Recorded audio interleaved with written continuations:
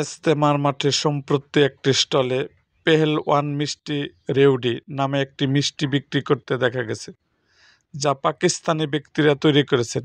মিষ্টিটি মূলত তিল দিয়ে তৈরি এবং শুরুতে মুসল্লিদের ফি দেওয়া হচ্ছিল।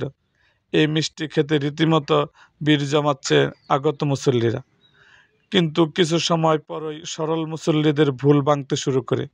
অনেকেই যখন আরও মিষ্টি চাইছিল তখন তাদের বলা হচ্ছিল এটি কিনে খেতে হবে। মিষ্টির দাম শুনে বেশিরভাগই চুপ চড়ক গাছ হয়ে যায়। একদিকে দেশি তিলের খাজার দাম ৮০ থেকে ১০০ টাকা, অন্যদিকে পাকিস্তানি মিষ্টিটির দাম রাখা হচ্ছে ১৫০০ টাকা কেজি, যা অনেকেরই অতিরিক্ত বলে অভিযোগ তুলেছেন।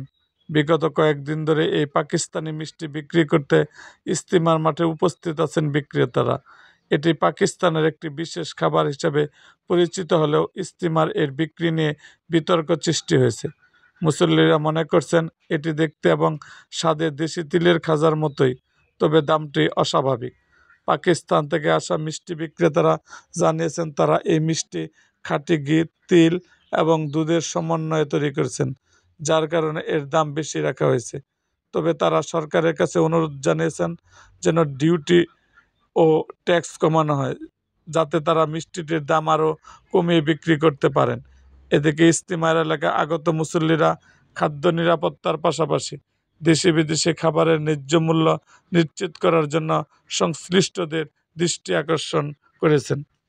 এরকম আরও ভিডিও পেতে আমাদের চ্যানেলটিকে সাবস্ক্রাইব করুন এবং পাশে থাকা বেল আইকনটি বাজিয়ে দিন।